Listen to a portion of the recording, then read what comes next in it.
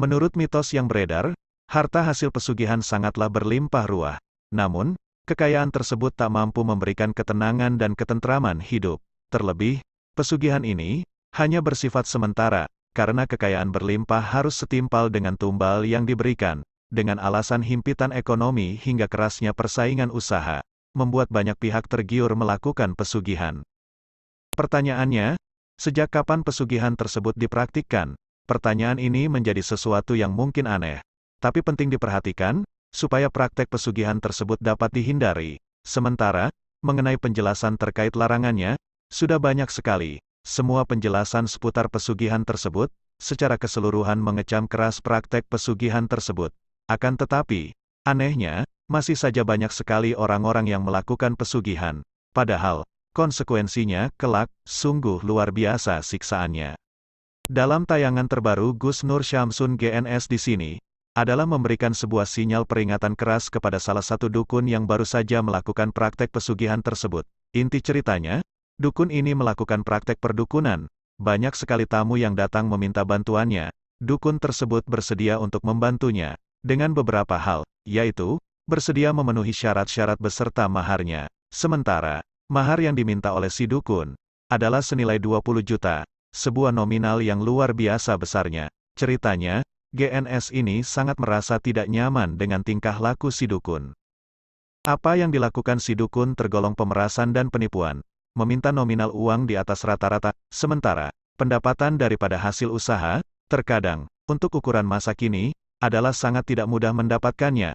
Dalam Wikipedia, pemerasan atau cantek, merupakan istilah dalam hukum pidana untuk pemerasan atau pemfitnahan. Cantek diartikan sebagai memeras dengan memaksa orang menyerahkan barang atau uang dan sebagainya dengan ancaman, antara lain membuka rahasia yang dapat memburukan namanya di dia muka itu umum. minta ajian penglaris.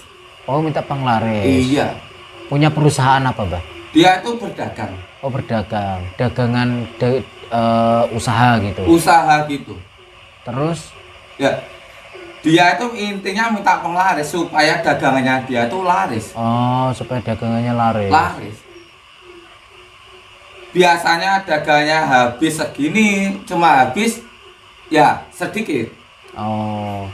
Karena sampingnya lapaknya dia itu laris banget. Katanya di lapaknya ada yang nyarati dari nggak tahu itu siapa. Dia nyarati kayak gitu, ada garam sama paku tadi. Oh, buntelan paku itu. Iya. Makanya nanti saya ruat. Kenapa dikasih kawat, Mbah? Oh, saya nggak tahu kalau itu. Saya kan belum saya ruat kan itu. Jadi habis sampai datang, masa dia saya utamakan baru sampai. Saya kenapa? Katanya tadi sama minta kaya. Iya, saya minta kaya, Mbah. Lah nanti yo setelah dia dulu baru sampai. Tadi mereka syaratnya apa itu, Mbah? Syaratnya berat loh. Apa itu? Dia itu saya suruh beras hitam. Ya sama tadi. Uang 20 juta. Wow, banyak, Mbah. Selain itu, ada banyak daripada tokoh-tokoh masyarakat yang juga memberikan tanggapan terhadap orang-orang yang suka datang ke perdukunan. Di antaranya adalah pendapat Ustadz Adi Hidayat. Ustadz Adi Hidayat biasanya dikenal luas dengan uah. Ia sungguh tak disangka, sangat mengecam keras perdukunan tersebut. Bahkan, perbuatan pesugihan, misalnya, baginya, adalah perbuatan maksiat yang mesti harus dihindari betul oleh umat muslim. Ada banyak orang yang sering memanfaatkan jin. Minta ke jin. Ngasih sesajen, ya. Ngasih ini, ngasih itu, ada yang korban. Ada yang korban dengan darah, bahkan tidak sedikit dulu-dulu itu ada yang mengorbankan manusia juga. Anak sendiri dikorbankan, istri sendiri dikorbankan. Untuk apa? Untuk mendapatkan bagian dunia yang mungkin sendiri tidak diraihnya. Habis saja. Pengen jabatan, potong misalnya kerbau, kepala dikasihkan, macam-macam. Jabatan begitu dapat meninggal. Dan wafat dalam keadaan musyrik. Musyrik. Kata Allah sudah terjadi pada zaman dulu, turun ayatnya supaya nggak dilakukan. Fazaduhum rahaqa, kamu menyesal karena kamu semakin rugi. Karena kenapa? Jin itu kalau sudah diberikan bagiannya oleh manusia, maka dia akan mengejar selama hidup Anda. Dan tidak mudah mengeluarkannya, akan dikejar Anda. Kejar. Dan terus nuntut, apalagi kalau sudah bikin perjanjian. Ya, perjanjian dengan setan, dibikin sinetron lagi. Nah, jadi tontonannya nggak benar gitu kan. Itu yang bahaya. Terus diajarin lagi. Sekarang ini banyak edukasi-edukasi yang hilang. Gitu. Dulu tuh banyak TV-TV tuh cerdas cermat, pelajaran fisika, matematika. Sekarang acaranya sudah nggak jelas gitu. Nah, coba kita berikanlah tayangan yang baik-baik. Saya juga sarankan nih artis-artis coba bertakwa kepada Allah lah. Disab. Dan peluang dosanya banyak. Anda menunjukkan pada yang salah aja. Ya, Anda itu misalnya fashion, endorse sesuatu, nampil aurat, auratnya nampak, dipakai orang, kena bagiannya, kena dosanya. Anda misalnya praktekkan jilbab, jilbab dipakai orang juga, dapat bagian pahalanya.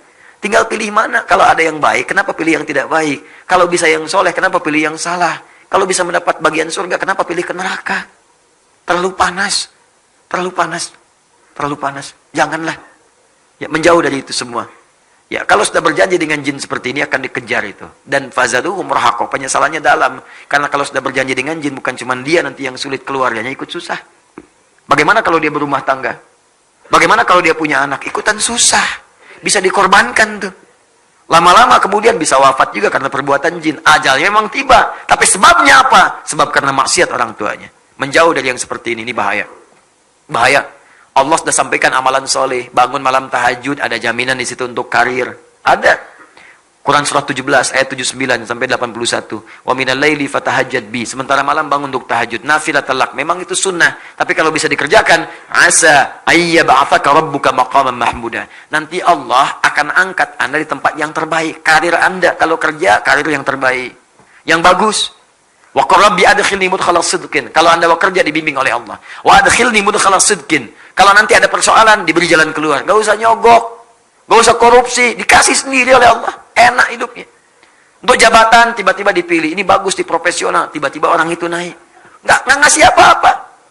Ya waj'alni min ladunka sultanan nasira. Kalau ada yang ganggu, ingin menyingkirkan, ingin menyungkurkan, langsung ditolong oleh Allah, dijaga hidupnya enak. Dan jadi saksi pakaian yang kenakan di hadapan Allah Subhanahu wa taala. Ya, birokrat misalnya, aparat segalanya pakai seragam. Itu seragam itu akan ditanya di hadapan Allah.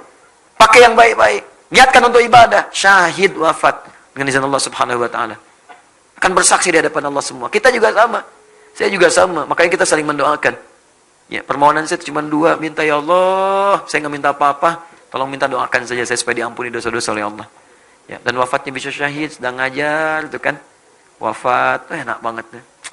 Insya Allah. Ngajar. Meninggal. Enak. Ya, kalau bukan gurunya, yang muridnya misalnya kan. Ya, kan?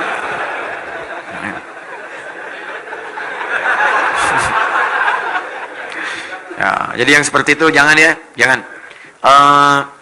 Hadratus Syekh Syekh Muhammad Hashim bin Asy'ari, pendiri Nahdlatul Ulama, Jamiah Nahdlatul Ulama, 31 Januari 1926. Ya, ini karib sahabatnya Syekh Ahmad Dahlan, pendiri Jamiah Muhammadiyah, 18 November 1912.